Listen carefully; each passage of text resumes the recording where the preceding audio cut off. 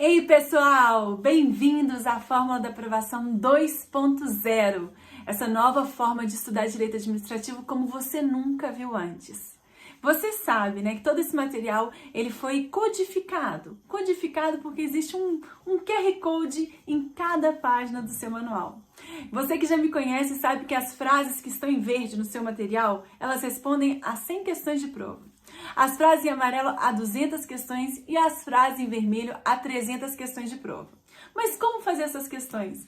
Vocês vão ver que em cada página do manual você tem acesso a um QR Code. Aproxime o seu celular daquele QR Code, já vão aparecer as questões daquela página. Ou seja, agora é mais fácil estudar. Você estuda e já aplica o conhecimento na hora. Eu não quero só que você saiba o que é mais importante. Eu não quero só te mostrar os melhores macetes, as melhores dicas. Não só isso. Eu quero que você estude através das questões de prova.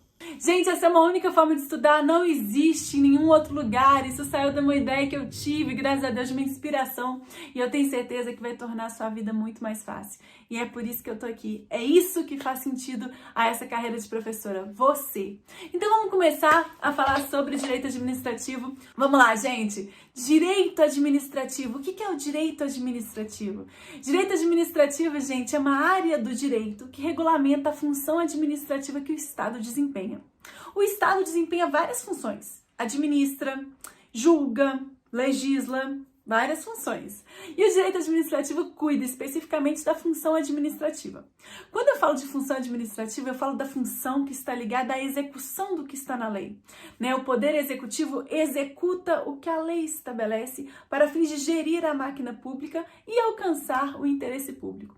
Aí nessa função administrativa existem aí algumas relações jurídicas. Relação jurídica que a administração pública trava com o cidadão. Relação jurídica entre os órgãos e entidades da administração. Relação jurídica aí que envolve a prestação de serviço público. Tudo isso está ligado à função administrativa. Ou seja, direito administrativo, área que regula, função administrativa, abrangendo as relações jurídicas que envolvem a administração do cidadão, as relações jurídicas que envolvem os órgãos e entidades, no que tange as funções de administrar a máquina pública. E quando eu estudo dessa forma, fica tudo muito mais fácil, né? Porque a gente sabe que quando o Estado administra, ele busca alcançar de forma direta e imediata o interesse público. Agora, gente, essa área do direito está inserida dentro de um grande ramo que a gente chama de direito público. O direito, tradicionalmente, para fins didáticos, ele é dividido em dois grandes ramos, direito público e direito privado. O direito público é formado pelas normas que regem a atuação do ente público. E o direito privado é formado pelas normas que regem as relações entre dois privados, entre dois particulares. A diferença básica entre esses dois ramos reside no fato de que, no direito público, o Estado está numa posição de superioridade frente ao particular. Existe uma desigualdade aí. O Estado está aqui, o particular está aqui, em termos de poderes, prerrogativas. No direito privado, dois particulares encontram-se em posição de igualdade. Essa é a diferença básica. O direito público, gente, é estruturado por dois princípios que vão reger toda a atuação do Estado e que vão reger toda a lógica da disciplina direito administrativo. O princípio da supremacia do interesse público frente ao privado e o princípio da indisponibilidade do interesse público. Pensa comigo. Princípio da supremacia do interesse público frente ao privado. Tá falando o quê? Que o interesse público é o quê? Supremo frente ao privado. Prevalece frente ao privado. E quem é que busca alcançar e atender esse interesse público? O Estado. Como é o Estado que busca alcançar o interesse público, o Estado vai ter mais poderes para fazer valer o quê? Essa supremacia do interesse público. Ele vai ter mais poderes, mais prerrogativas para fazer valer a vontade da coletividade. Mas em outra medida, gente, o Estado tem mais poderes, entretanto, a gente sabe que o interesse público é indisponível. O agente público, o ente estatal, não pode dispor, abrir mão do interesse público, porque o interesse público não é do Estado. O interesse público é da coletividade. Ou seja, o Estado vai usar desses poderes, dessas prerrogativas, no estrito cumprimento do dever legal, buscando alcançar o interesse da coletividade. Esses poderes que o Estado tem só se justificam em razão da finalidade da atuação estatal. Portanto, o Estado tem poderes, mas também sofre limitações, porque o interesse público é indisponível. Nessa medida, o Estado tem que seguir e respeitar as limitações que estão na lei. tem mais poder, mas também está sofrendo limitações. O Estado só pode atuar em conformidade com o direito segundo o que está na lei. E no direito privado, por sua vez, é diferente. Dois particulares, os dois estão em pé de igualdade, nenhum é superior frente ao outro. Pé de igualdade.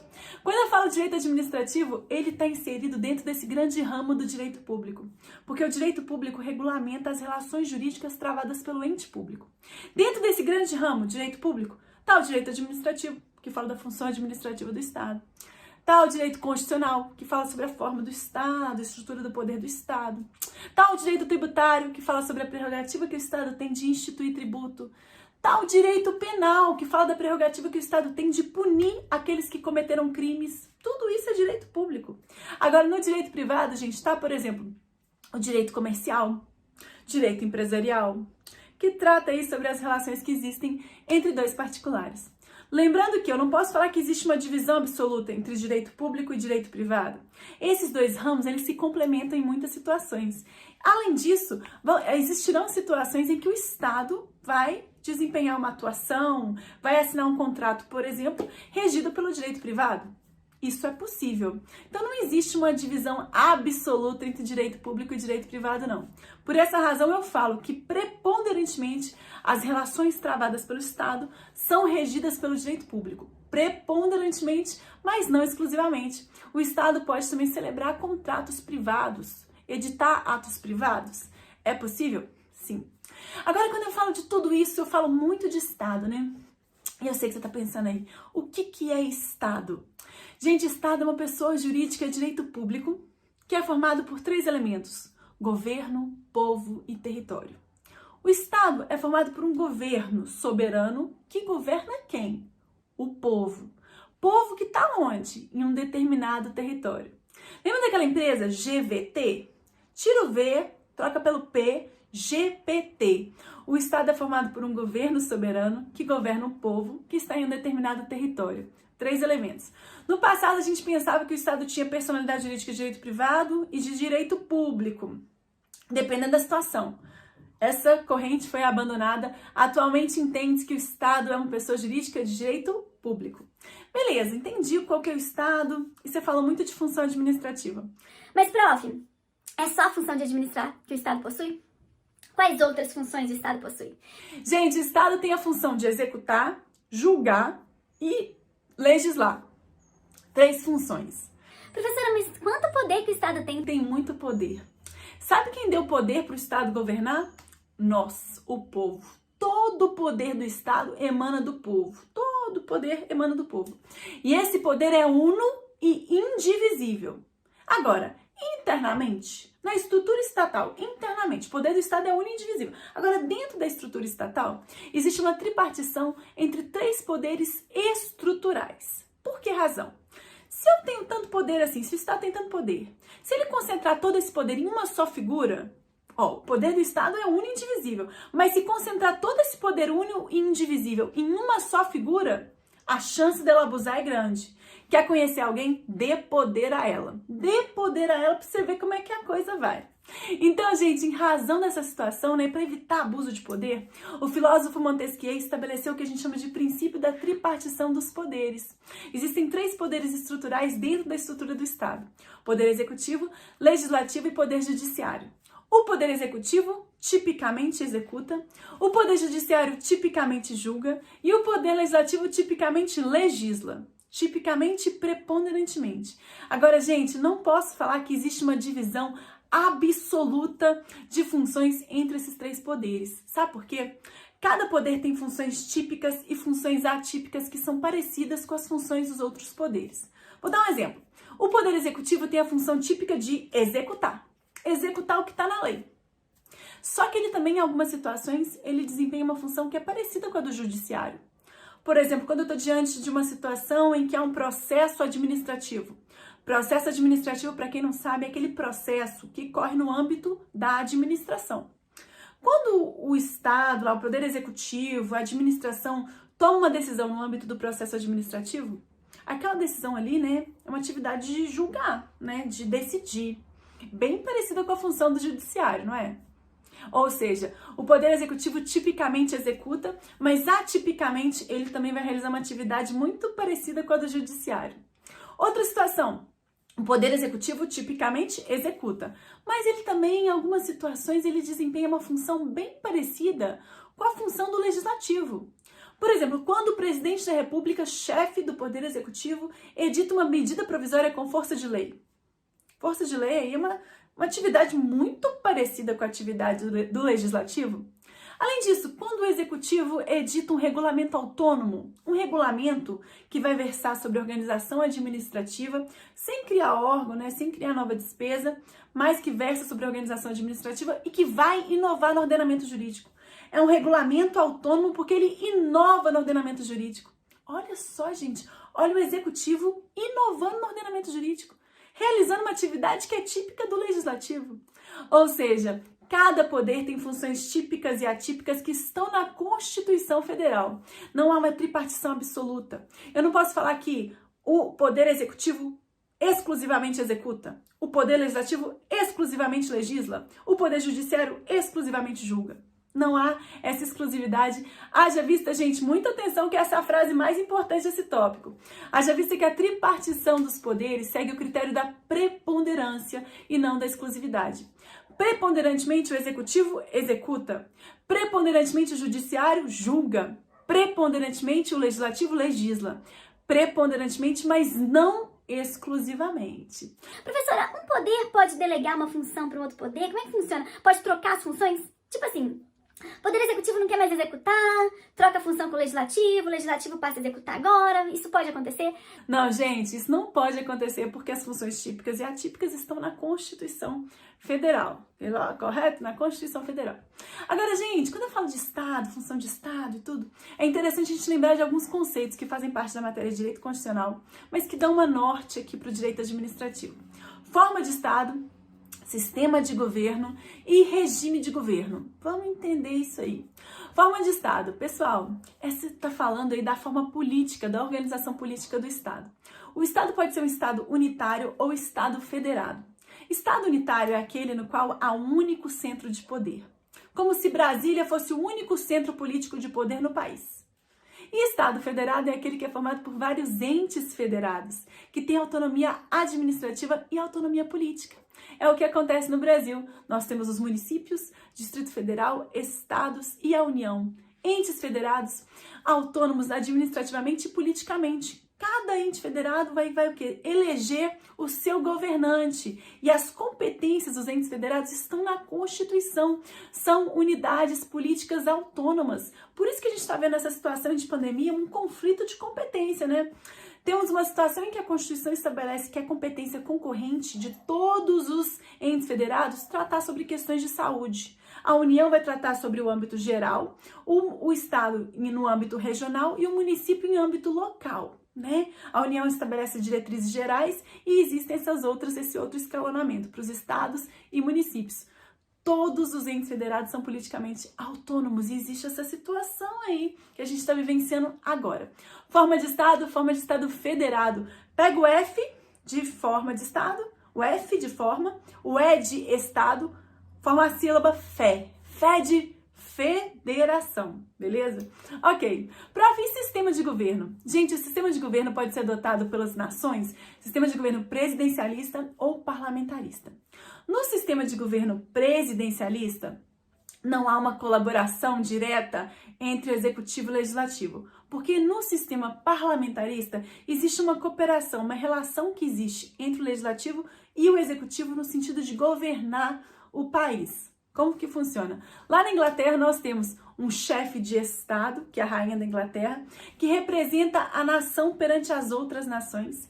E nós temos um chefe de governo que governa a nação, né, que toma as decisões de governo, que é o primeiro-ministro, que está no poder legislativo. Existe uma relação de cooperação entre o executivo e o legislativo. Aqui no Brasil, o presidente da República, ele aglutina essas duas funções, de chefe de Estado e de chefe de governo. Ele representa o Brasil perante as outras nações e também desempenha a função de governo, né? Função de governo, de edição dos atos de governo.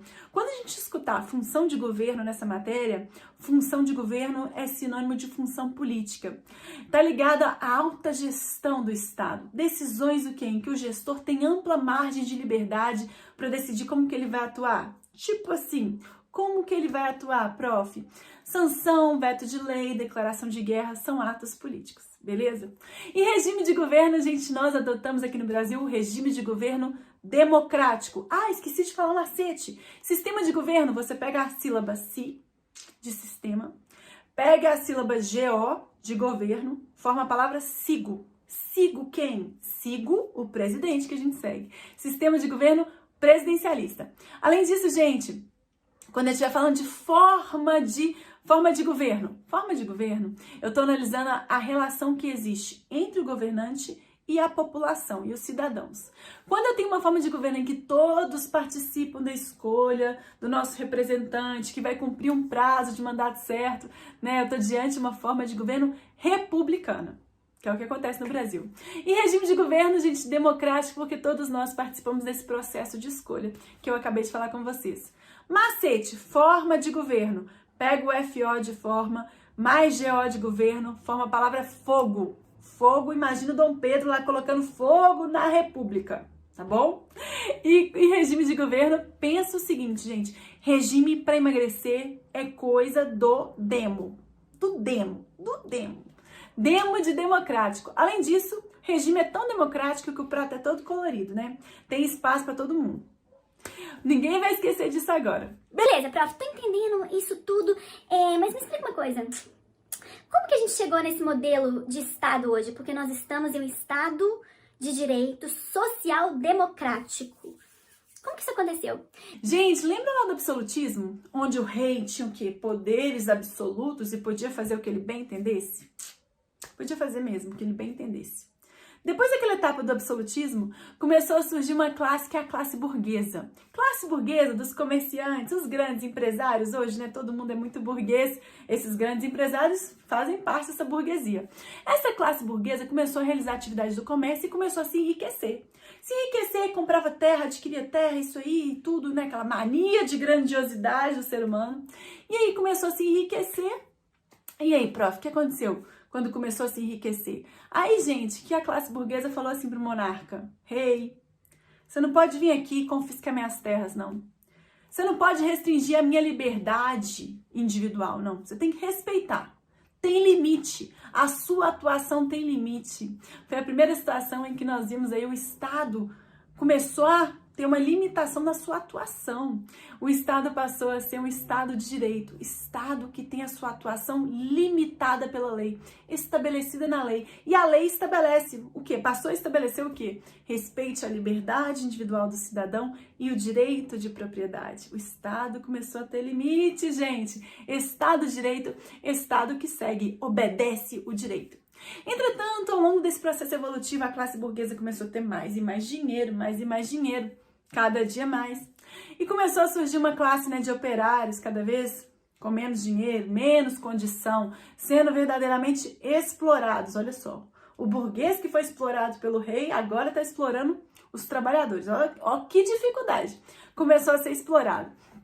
Aquela classe começou a insurgir, né, com aquela crise de 29, aquela pobreza, aquela crise econômica, e falou o seguinte: Estado, você não tem que só que garantir a minha liberdade, o meu direito de propriedade, a segurança da nação. Não, você tem que fazer mais por mim. Você tem que garantir o direito de saúde, de educação, uma vida digna.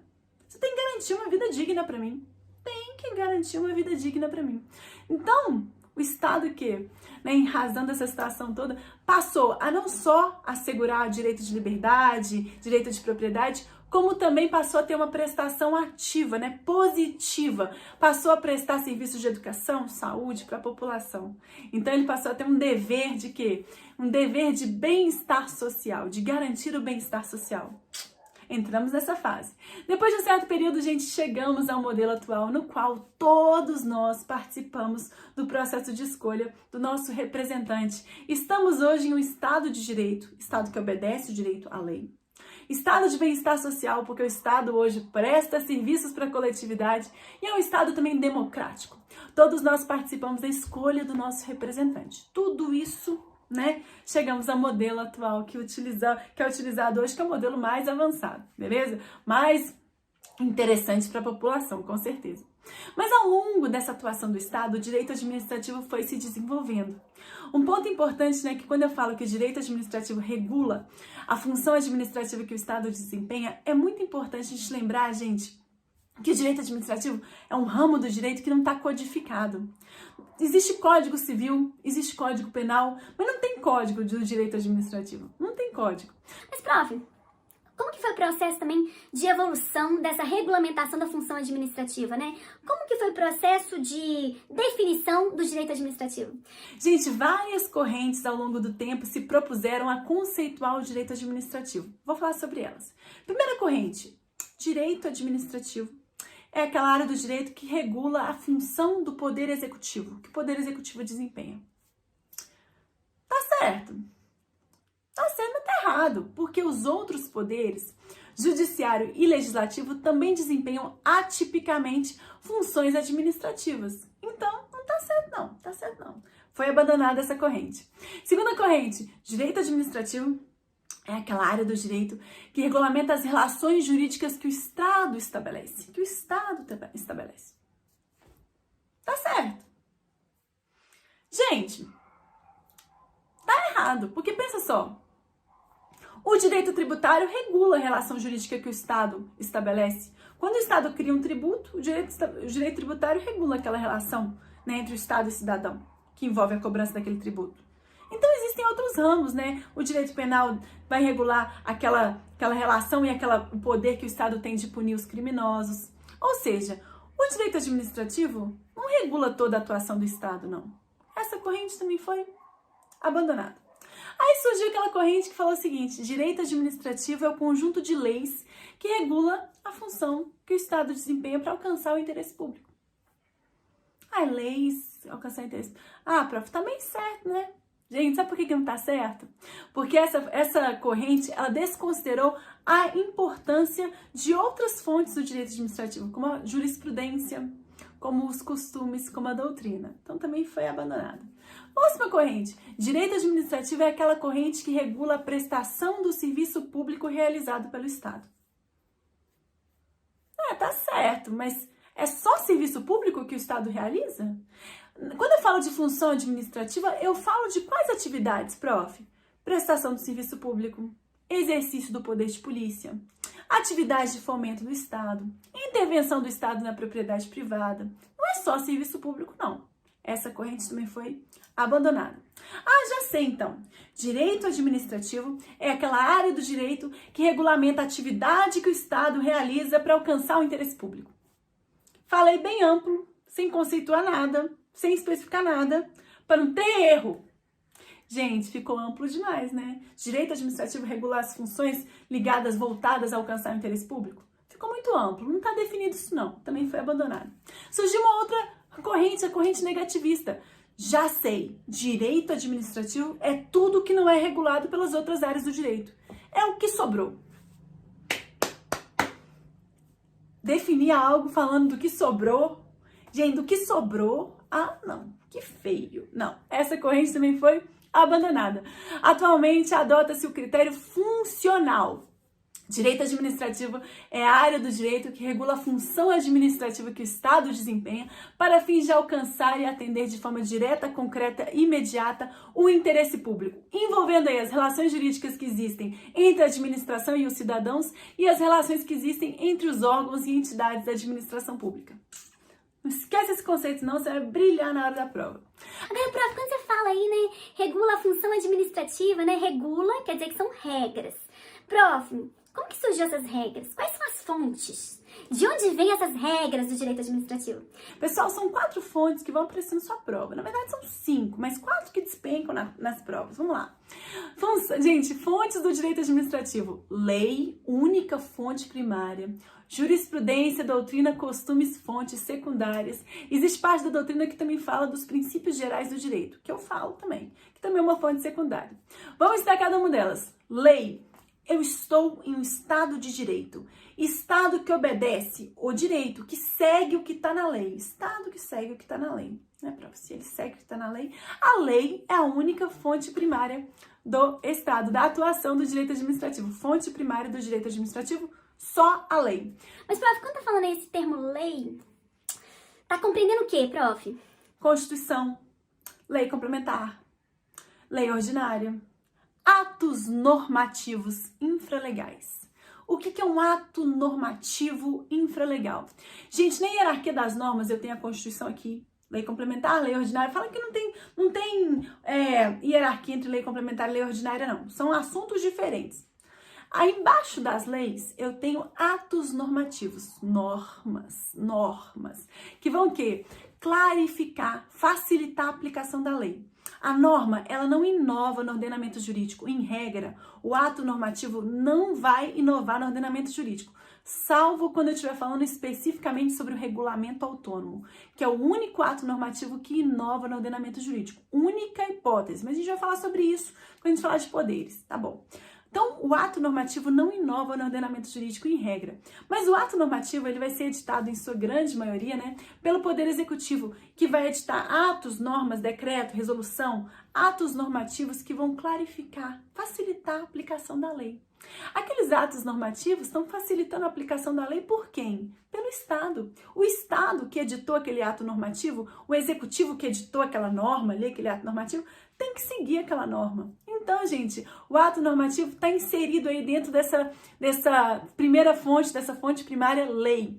Então, quando aparecer na sua prova, é lei, fonte primária. Nesse conceito de lei, a gente entende lei em sentido amplo, compreendendo a Constituição, leis complementares, leis ordinárias e os atos normativos infralegais. Estão inseridos dentro dessa fonte primária, sim. Beleza? Ok. Fonte secundária. Jurisprudência. Jurisprudência é uma fonte secundária do direito administrativo. Por quê? Influencia de forma secundária, né, a elaboração das normas do direito administrativo. Por que de forma secundária? Porque, gente, a decisão de cada juiz em cada processo, né, ela vai produzir efeitos perante as partes no processo. Mas a decisão daquele juiz influencia a produção das normas do direito administrativo. Influencia, né? Vai criando um entendimento do judiciário, influencia. Só que influencia de forma secundária. Salvo no que tange aquelas ações que geram efeitos erga omnes, ou então em situações que eu tô falando da verdadeira, incrível, poderosérrima súmula vinculante. O que é a súmula vinculante, prof? Súmula vinculante é o entendimento editado pelo STF, pelos membros do STF, mediante a aprovação de 2/3 dos membros do STF. E ela vincula todo mundo. Os outros juízes vão ter que tomar decisões agora, a partir da edição da súmula, em conformidade com aquele entendimento da Corte Suprema. Além disso, a administração também tem que seguir aquele entendimento da Corte Suprema. Ou seja, súmula vinculante vinculou tudo. Se vinculou tudo, ela é mais importante do que uma mera jurisprudência, do que uma decisão ali de um processo isolado. Muito mais importante. Por isso que a gente fala que a súmula vinculante é uma fonte principal ou direta para tudo. Prof, lei, fonte primária. Lei em sentido amplo, fonte primária. Súmula vinculante, fonte principal ou direta. Mera jurisprudência, fonte secundária. É isso aí, é isso aí. Sobre a súmula vinculante, gente, vou dar para vocês um exemplo. Vamos pensar que existe uma questão controversa aí que está ensejando o ajuizamento de várias ações, né? Várias ações judiciais. O judiciário está ficando abarrotado com aquela questão. Cada juiz pensa de uma forma, cada juiz decide de uma forma. O Supremo Tribunal Federal, vendo aquela confusão toda, para fins de evitar aquela multiplicação de lides, ele fala assim, vamos ter que editar um entendimento único sobre essa questão. Não dá, essa palhaçada aqui não dá. Tá muito confuso. Entendimento único sobre essa questão. Vamos editar uma súmula vinculante mediante a aprovação de 2/3 dos membros, né, dos ministros do STF.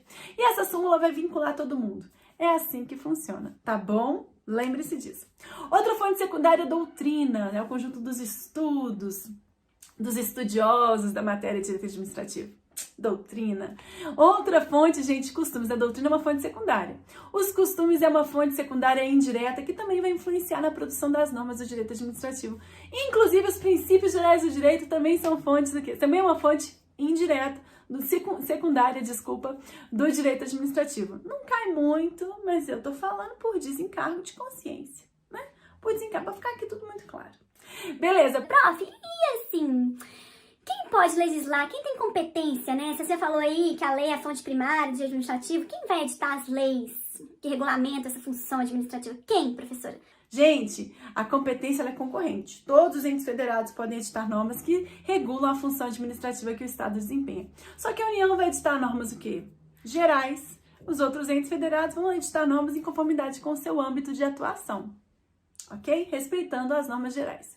Beleza, tô entendendo, prof. Você já falou o que é direito administrativo, você falou o que é Estado, você falou dos poderes do Estado, você falou das fontes do direito administrativo, você falou tudo isso. Mas assim, o que é administração pública? O que é isso? Gente, chegamos no ponto mais importante, mais cobrado desse capítulo. A administração pública pode ser entendida em conformidade com dois sentidos, né? Em sentido amplo ou em sentido estrito? Em sentido amplo, como eu estou falando de um país que adota o sistema de governo presidencialista, em sentido amplo, gente, a gente sabe que o poder executivo, o chefe do executivo, por exemplo, ele concentra grande parte das funções de governo. Função de governo ou função política é aquela função que eu já falei com vocês, né? De alta gestão do governo. As grandes decisões, elas estão concentradas, né, na sua maioria, no poder executivo. Mas lembrando que o poder legislativo e o poder judiciário também exercem essa função política. Beleza. Mas está concentrada no executivo. O nosso chefe, né, do Poder Executivo, ele concentra essa função de governo e também ele concentra o poder de administrar a máquina pública. Ou seja, no Poder Executivo estão as funções de governo, de governar, das grandes decisões, sanção, veto de lei, declaração de guerra, declaração de estado de sítio, isso tudo está no Poder Executivo, é claro, com auxílio dos outros poderes. Já falei que os outros poderes também desempenham função de governo, mas está concentrada no Poder Executivo e também o Poder Executivo concentra tipicamente a função de administrar.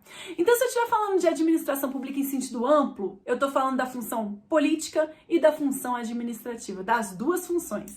Agora, se eu estiver falando da administração pública em sentido estrito, aí eu estou falando de estritamente da função administrativa. Ok? Fácil.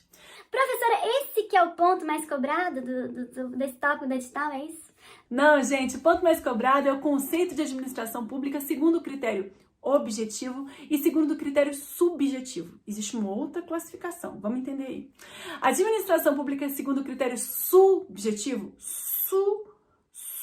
de sujeito, de entidades, né? Sujeito, entidades, órgãos, agentes que compõem a administração. Quem faz parte da administração? Esse critério é chamado subjetivo ou critério formal ou orgânico. Por que formal? Ao longo do estudo da disciplina de Direito Administrativo, você vai escutar essa palavra formal muitas vezes. Formal, gente, vem de formalidade que está na lei. Formalidades da lei, né? Formalidade da lei. É a lei que estabelece quem faz parte da administração. Se eu estou falando de conceitos de administração pública segundo o aspecto subjetivo ou formal, eu vou lembrar subjetivo, de sujeito, é quem faz parte. Esse é o critério formal, porque são as formalidades da lei que estabelecem quem faz parte da administração. É a lei que estabelece que, por exemplo, a administração pública indireta é formada pelas autarquias, fundações, empresas públicas e sociedade de economia mista. É a lei que assim estabelece, lembrei. É a lei que assim estabelece, é isso mesmo. Então, quando eu estiver falando de administração pública segundo o critério subjetivo, formal ou orgânico, eu estou falando de quem faz parte da administração. E quando eu estiver falando de administração pública segundo o critério objetivo ou material, eu estou falando da matéria, do objeto. O que a administração pública faz? Ela presta serviço público, ela exerce o poder de polícia, ela intervém na propriedade privada, várias atividades ela faz. Então, gente, a administração segundo o critério objetivo está ligada ao que a administração pública faz. E a administração pública segundo o critério subjetivo está ligada a quem compõe a administração. Essa é a diferenciação. Não se esqueçam, tá, meus amores? Esse é o ponto mais importante. Macete, a administração segundo o critério subjetivo, sujeito, quem faz parte da administração. E a administração pública segundo o critério objetivo, material, a matéria, objeto, o que a administração pública faz? O que ela faz? Lembrando que no Brasil é adotado o critério subjetivo ou formal para definir a administração pública. Ou seja, a administração pública no Brasil é quem compõe a administração. Entidades, órgãos que compõem a máquina pública em conformidade com o que está estabelecido na lei. É por essa razão, gente, que nunca as empresas concessionárias, permissionárias de serviço público fariam parte da administração. Né? Uma empresa concessionária, permissionária, é uma empresa privada que celebra com o poder público um contrato de concessão. Mediante a assinatura desse contrato, o Estado, a administração, concede a ela a prerrogativa de prestar um serviço público. Tipo assim, empresa privada. Agora você vai prestar o serviço público de transporte municipal. Vai prestar o serviço público, empresa privada. Tô descentralizando para você. Mas você não vai fazer parte da administração pública, não. Tô só te passando essa atividade, você exerce essa atividade aí e cobra dos usuários, lá de quem tá entrando no ônibus, uma passagem. Você vai ser remunerado pelo usuário. Beleza? Ok, prof. E aí, para fechar esse capítulo, gente... Para fechar esse início da matéria, a gente tem que saber sobre os sistemas de controle dos atos da administração. Existem dois sistemas que podem ser utilizados para fins de estabelecer como que a administração pública vai ser, como que vai ser controlado os atos da administração. Sistema inglês e sistema francês. No sistema inglês, a jurisdição o judiciário, né, a justiça é inafastável. É um sistema de jurisdição una. Toda e qualquer questão, qualquer controvérsia apresentada naquela sociedade é solucionada, é resolvida pelo judiciário. Toda questão o judiciário analisa. Seja uma questão que envolve dois particulares, seja uma questão que envolve um ato do Estado e um particular, toda questão é analisada pelo judiciário. No Brasil é adotado esse sistema inglês, porque no Brasil a justiça é inafastável. O poder judiciário, ele julga tudo, gente, julga tudo. Prof, mas não existe a possibilidade de um processo administrativo que é decidido no âmbito da administração? O que o judiciário decidiu nesse caso? O que ele tem a ver com isso? Gente, a administração pública em âmbito interno pode tomar várias decisões, né? Pode sim. Só que a qualquer tempo o particular pode recorrer ao judiciário. Pode recorrer ao judiciário e falar, olha, essa decisão aqui que o Estado editou é uma decisão que vai contra a lei. Uma decisão que não é legal. E o judiciário realiza esse controle de legalidade da atuação da administração. Não é um controle de mérito, é um controle para verificar se o Estado de fato editou aqueles atos em conformidade com a lei. Sendo que o judiciário, se verificar que aquele ato que o Estado editou não está em conformidade com a lei, o judiciário pode anular aquela medida. A justiça no Brasil, ela é inafastável. Jurisdição una, o judiciário analisa tudo. Controle de legalidade, viu, dos atos da administração. E nós temos um outro sistema, que é o sistema francês. No sistema francês, existe uma dupla jurisdição aí. Dupla jurisdição, por quê, prof? Como assim? Existe um tribunal administrativo que julga as questões que envolvem a atuação do Estado e existe também um tribunal comum, que julga as demais questões que envolvem controvérsias entre particulares. Isso acontece no sistema francês, que não é adotado no Brasil.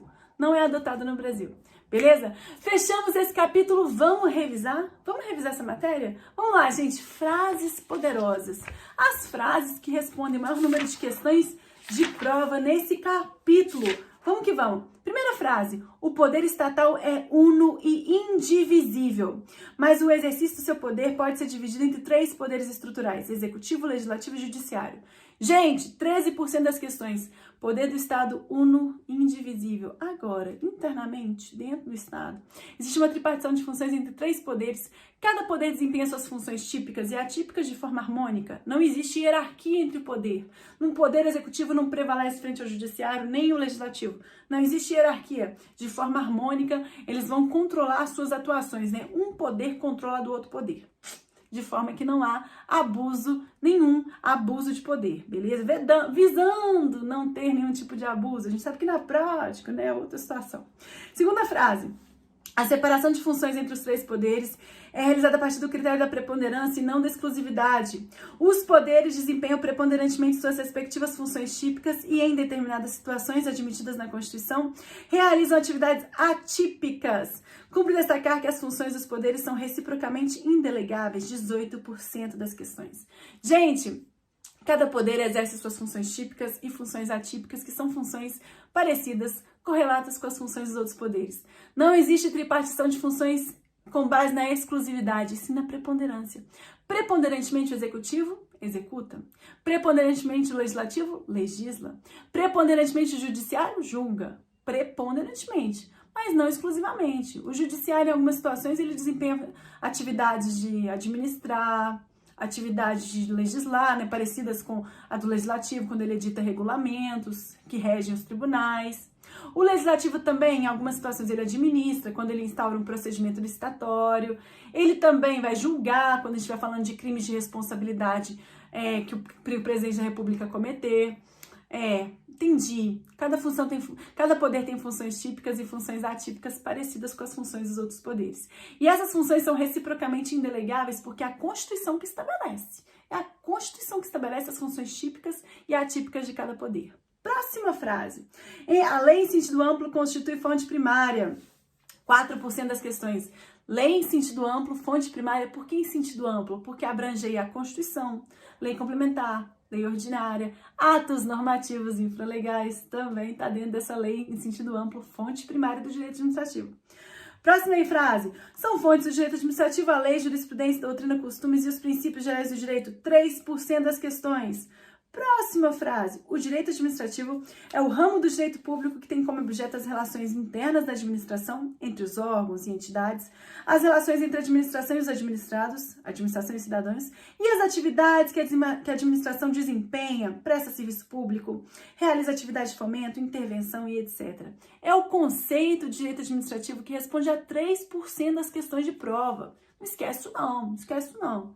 Além disso, gente, a administração pública em conformidade com o critério subjetivo, formal, orgânico, refere-se ao conjunto de órgãos, agentes e entidades que formam a estrutura que desempenha a função administrativa em conformidade com a lei, manifestando-se tipicamente por meio do poder executivo, mas atipicamente por meio dos outros poderes, judiciário e legislativo.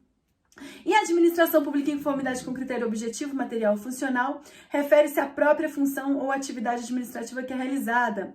As atividades principais da administração são prestação de serviço público, exercício do poder de polícia, atividade de fomento, serviços de incentivo e atividades de estímulo que a administração realiza, intervenção dos direitos de propriedade particular, intervenção do domínio social e etc. Gente, esses dois conceitos aí respondem a 25% das questões. A administração pública, segundo o critério subjetivo, está falando dos sujeitos, das entidades, órgãos que fazem parte da administração, em conformidade com o critério formal. Tipicamente, essas pessoas, essas entidades estão na administração pública do Poder Executivo, mas atipicamente no Legislativo e no Judiciário. E a administração pública, segundo o critério objetivo, está falando do objeto, da matéria, do que a administração pública faz. Gente, vocês estão vendo aí as flashcards. Essas flashcards eu não vou revisar não, porque essas são as perguntas que mais aparecem nas provas. De um lado tem a pergunta, do outro lado tem a resposta. Pega a pergunta, lê a pergunta, tenta responder, verifica se você está acertando. Agora você já tem conhecimento para isso, tá? Tenta lá, tenta, vai na fé. E chegamos ao finalzinho desse capítulo, que são os artigos quentes. Os artigos da lei, que são mais cobrados, né? Os artigos do ordenamento jurídico que são mais cobrados no que tange ao tema de noções gerais de direito administrativo. Você vai ler o artigo, vai aproximar o seu celular do QR Code dessa página e vai abrir as questões de cada artigo. Você vai estudar agora o artigo com base na questão. Eu separei as questões que cobram letra de lei. Tá mole decorar. Agora tá mole decorar. Vamos lá, primeiro artigo, gente. Artigo 1º da Constituição Federal.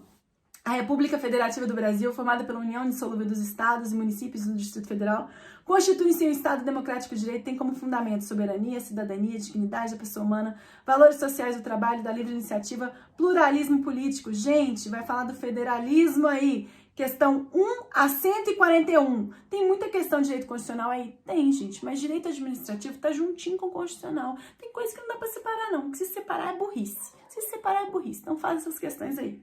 Além disso, parágrafo único do artigo 1º. Todo poder emana do povo, que o exerce por meio de representantes eleitos ou diretamente nos termos da Constituição. Falei com você que todo poder emana do povo, poder é único e indivisível. Faz as questões aí de 142 a 147. Além disso, artigo 2º da Constituição. São poderes da União independentes e harmônicos entre si, o Legislativo, o Executivo e o Judiciário. Da 148 a 167, faz essas questões, letrinhas de lei, mesma coisa. Artigo 5º, a lei não excluirá da apreciação do Poder Judiciário lesão ou ameaça do direito. Tá falando, gente, que a justiça, o Poder Judiciário é inafastável. No Brasil é adotado o sistema o quê? Inglês. Toda e qualquer questão é analisada pelo Judiciário. Beleza. Artigo 70. A fiscalização contábil, financeira, orçamentária, operacional e patrimonial da União e das entidades de administração direta e indireta quanto à legalidade, legitimidade, economicidade, a aplicação das subvenções e renúncia de receitas será exercida pelo Congresso Nacional mediante controle externo e pelo sistema de controle interno de cada poder.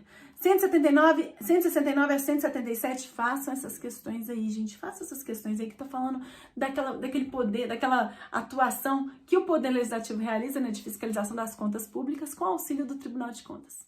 Beleza? Próximo aí.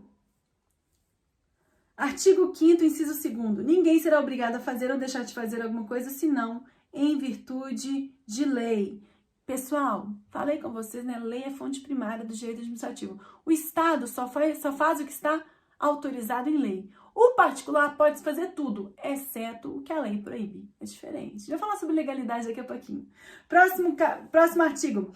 Artigo 103A. O Supremo Tribunal Federal poderá, de ofício ou por provocação, mediante decisão de 2/3 dos seus membros, após reitorar das decisões sobre matéria constitucional, aprovar a súmula que, a partir da sua aplicação na imprensa oficial, terá efeito vinculante em relação aos demais órgãos do Poder Judiciário e à administração pública direta e indireta nas esferas federal, estadual e municipal, bem como proceder à sua revisão ou cancelamento na forma estabelecida em lei. Gente, está falando da súmula vinculante, faz essas questões aí, textinho de lei que foi cobrado.